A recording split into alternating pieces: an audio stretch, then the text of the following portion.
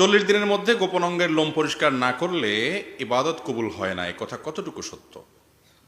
এটা আমাদের সমাজে বহুল প্রচলিত একটি বিষয় যে যদি কেউ নাভির নিচের পশম, বগলের নিচের পশম, এই সমস্ত পশম যদি কেউ 40 দিনের বেশি পরিষ্কার না করে তাহলে ওই ব্যক্তির কোনো নামাজ কবুল হবে না, ইবাদত কবুল হবে না।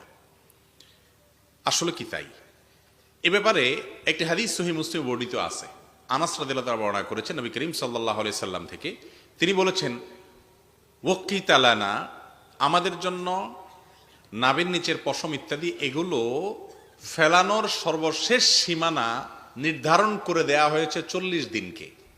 তার মানে উচিত তো হলো আগে আগে করা, সপ্তাহে 15 দিনে একবার আপনার হাতের নখ কাটবেন, গোপ ছোট করবেন, নাভির নিচের বগলের নিচের লোম পশম করবেন, অবাঞ্ছিত লোমগুলো চেষে ফেলবেন, এই কাজগুলো আপনি করবেন। এগুলো মিন সুনানিল ফিতরাহ, অর্থাৎ সকল যুগে নবী রাসূলদের মধ্যে এই সুন্নাতটা আল্লাহর পক্ষ থেকে অবধারিত ছিল।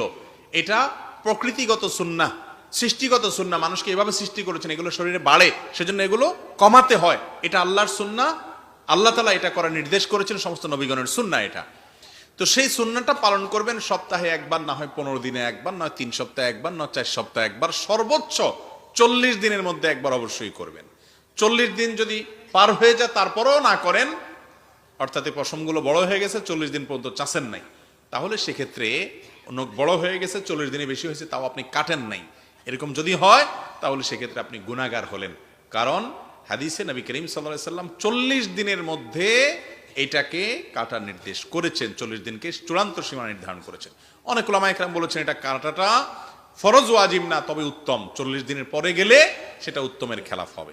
কিন্তু কোন হাদিসে এই কথা বলা নাই যে 40 দিনের পরে যদি কাটা না হয় তাহলে নামাজ হবে না বা নামাজ কবুল হবে না, এমন কোনো কথা হাদিসে নাই। অন্যান্য ইবাদতের সাথে এর সম্পর্ক নাই। তবে হ্যাঁ, নখ বড় হয়ে গেছে, সেখানে ময়লা ঢুকে এমনভাবে জমে শক্ত হয়ে বসে গেছে যে পানি ঢুকে না নখে, তাহলে সেক্ষেত্রে সেটা কারণে ওযু হবে না, ওযু না হওয়ার কারণে নামাজ হবে না, এরকম যদি হয় সেটা ভিন্ন কথা। কিন্তু এগুলো বড় হইলেই 40 দিন পার হইলেই নামাজ কবুল হবে না, ইবাদত কবুল হবে না, এমন কোনো কথা হাদিসে নাই। ইবাদতের জায়গায় ইবাদত কবুল হবে যদি ঠিকঠাক মতো পবিত্রতা অর্জন করেন, ঠিকঠাক মতো নামাজ কালাম পড়েন, শর্তগুলো পালন করেন, তাহলে নামাজ ঠিকই হয়ে যাবে, ইবাদত ঠিকই হয়ে যাবে। কিন্তু 40 দিনে বেশি চাষেন নাই, ছোট করেন নাই, সেজন্য আপনি আলাদা গুনাহগার হবেন, সেটা ভিন্ন কথা। বুঝাতে পারছি বিষয়টা?